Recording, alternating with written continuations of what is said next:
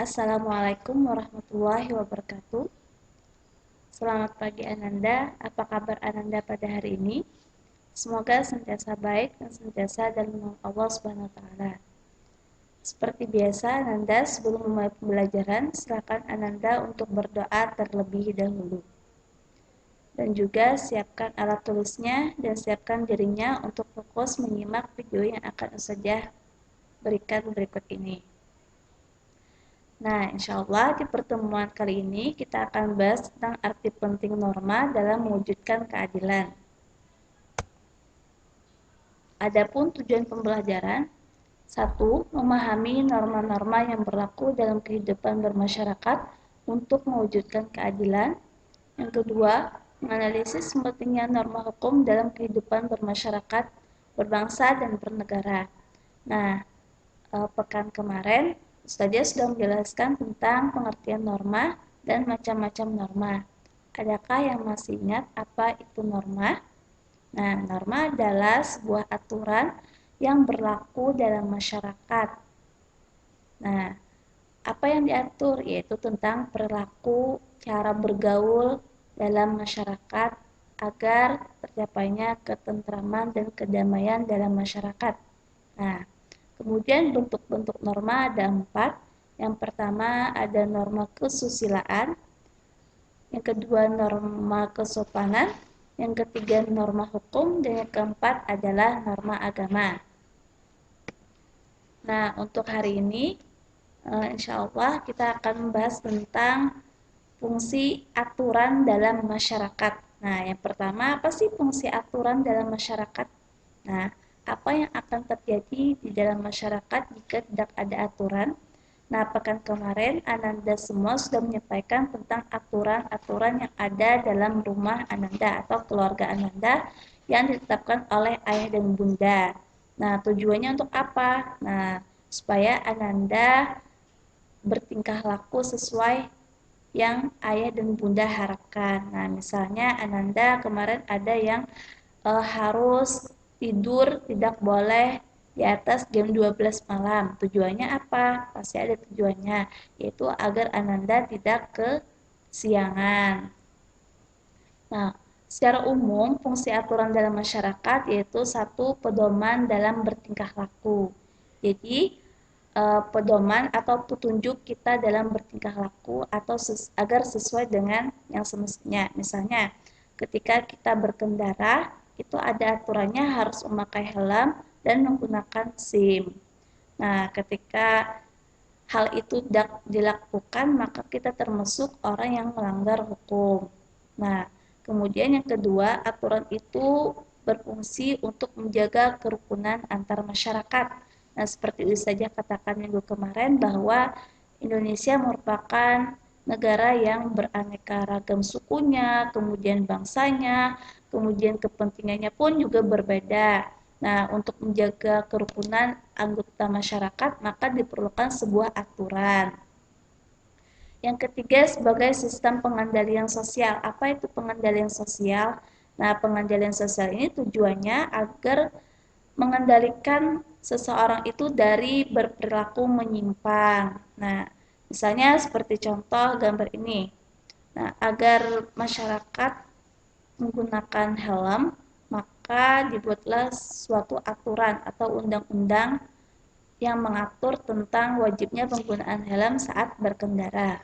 Aturan yang diterapkan di negara kita itu adalah aturan menggunakan norma hukum. Jadi Indonesia itu juga disebut dengan negara hukum. Jadi norma hukum, kemudian norma agama, norma kesopanan, norma kesusilaan itu sama-sama mengatur tentang tata tertib dalam masyarakat. Nah, hanya saja perbedaannya antara keempat norma tersebut terletak pada sanksinya. Nah, norma agama. Norma agama biasanya sanksinya itu berupa peringatan dari Allah Subhanahu wa taala berupa pahala dan dosa. Nah, kemudian norma kesopanan itu sanksinya biasanya berupa kemudian nasihat. Nah, begitu juga norma kesusilaan. Norma kesusilaan itu biasanya sanksinya berupa teguran, kemudian nasihat sampai pengucilan bisa juga terjadi sanksinya berupa itu. Nah, kalaunya norma hukum itu jelas dalam Undang-Undang Dasar 1945. Maksud Undang-Undang ih camo. Nah, Ananda, selanjutnya kita akan bahas tentang fungsi norma hukum. Menurut Donald Albert, fungsi norma hukum itu ada 4. Yang satu, memberikan pengesahan atau legitimasi terhadap apa yang berlaku dalam masyarakat. Nah, misalnya di zaman yang serba canggih ini, pemerintah akhirnya mengeluarkan yang namanya undang-undang tentang IT. Fungsinya apa? Untuk mengatur masyarakat agar bertindak sopan dalam bermedia sosial, misalnya tidak membuli, kemudian tidak berkomentar dengan komentar yang menyakitkan hati orang lain. Nah, oleh sebab itu Ananda, kita harus berhati-hati dalam memberikan komentar di media sosial. Yang kedua, sarana pembentukan masyarakat, khususnya sarana pembangunan. Nah, sekarang ketika kita mau membangun sebuah bangunan itu harus memiliki izin. Nah, yang ketiga sebagai senjata dalam konflik sosial. Yang keempat adalah sebagai alat rekayasa dalam masyarakat. Nah, Ananda, apa yang terjadi jika tidak ada aturan hukum di masyarakat? Nah, yang pertama, ini adalah gambar kekacauan dalam berlalu lintas. Nah, ketika tidak ada aturan yang mengatur tentang tata cara berlalu lintas, maka terjadi kekacauan yang seperti gambar ini. Nah, kekacauan dalam berlalu lintas. Nah, kemudian ketika tidak ada aturan dalam masyarakat yang mengatur tentang tindakan kriminal, maka akan terjadi seperti ini, yaitu penjambretan. Nah, ini merupakan salah satu tindakan kriminal. Nah, kemudian tawuran terjadi di mana-mana. Kemudian banyaknya orang-orang yang melakukan tindakan-tindakan korupsi. Nah, semua ini terjadi jika tidak ada aturan dalam masyarakat. Nah, Indonesia pun yang ada aturan masih terjadi hal-hal yang serupa, apalagi tidak ada aturan sama sekali, maka mungkin akan terjadi kekacauan yang sangat luar biasa. Nah, setiap pelanggaran norma hukum harus mendapatkan sanksi agar terwujud keadilan. Hal ini sesuai salah satu tujuan hukum, yaitu terwujudnya keadilan dalam kehidupan masyarakat. Nah, itu tujuannya adalah agar terwujud keadilan. Nah, keadilan berasal dari kata adil. Dalam Kamus Besar Bahasa Indonesia diartikan sebagai tindakan tidak berat sebelah, artinya seimbang. Nah, sepatutnya kemudian tidak sewenang-wenang. Nah, keadilan menandakan bahwa setiap manusia tidak boleh diperlakukan sewenang-wenang, tetapi harus diperlakukan sesuai dengan hak-haknya. Jadi, perlakuan antara orang biasa kemudian orang kaya itu semuanya harus sama. Nah, adapun nilai-nilai keadilan, yang pertama adalah keadilan distributif, yaitu suatu hubungan keadilan antara negara terhadap warganya, misalnya dalam penggunaan hukum. Nah, apapun jenis kejahatannya harus sesuai dengan hukumannya, misalnya tidak ada bedanya antara orang miskin yang mencuri dengan orang kaya yang korupsi. Nah, ini kan sering terjadi ketimpangan antara orang miskin yang mencuri dengan orang kaya yang korupsi. Biasanya timpang.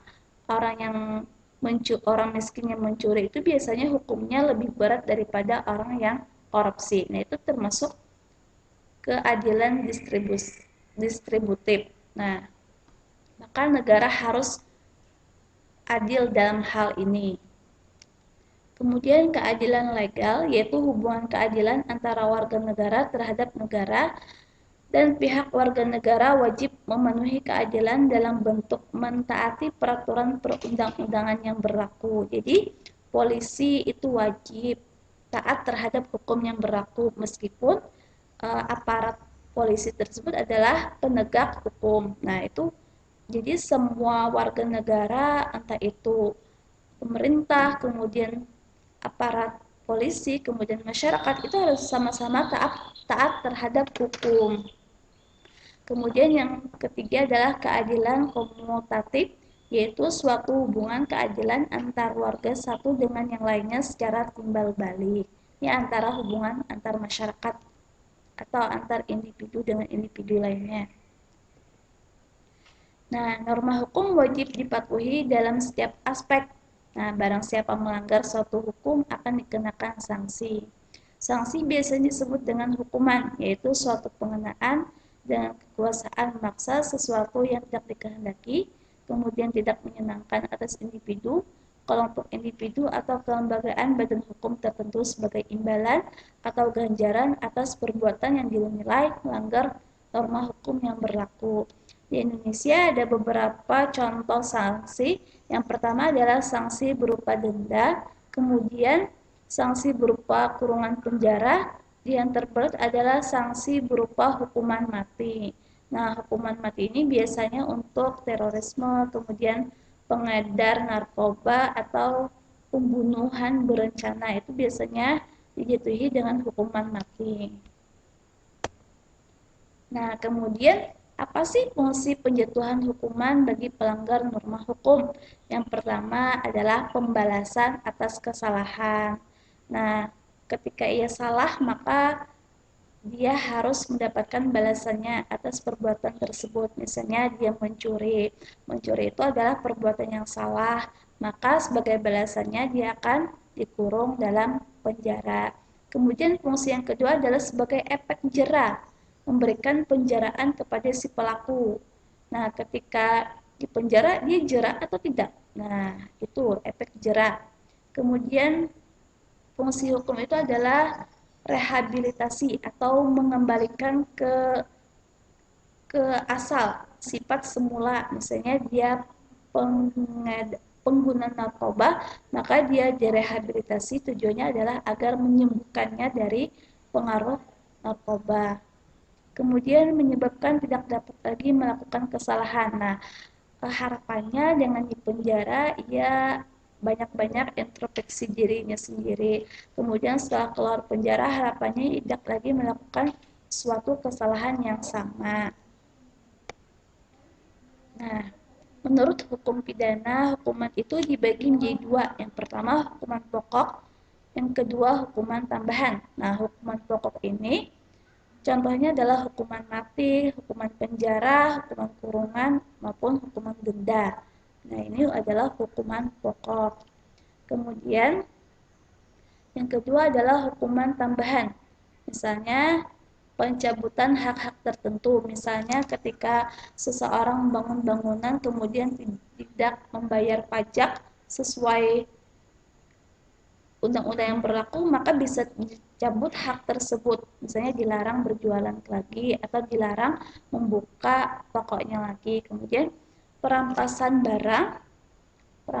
barang, kemudian pengumuman putusan hakim. Nah, itu termasuk hukuman tambahan.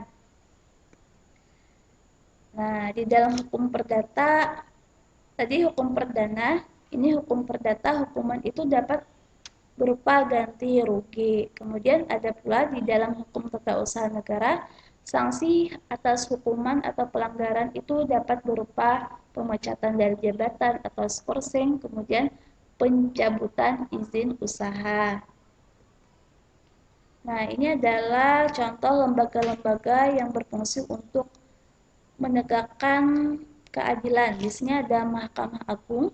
Ini merupakan mahkamah atau peradilan tertinggi di Indonesia dan ini merupakan satu-satunya ini berada di Jakarta atau di ibu kota. Kemudian ada Mahkamah Konstitusi. Ini merupakan mahkamah yang mengadili untuk tindakan-tindakan pelanggaran undang-undang seperti misalnya pembubaran parpol, kemudian pembubaran organisasi-organisasi terlarang, nah seperti itu. Kemudian ini adalah pengadilan negeri. Nah, ini biasanya terdapat di sebuah provinsi.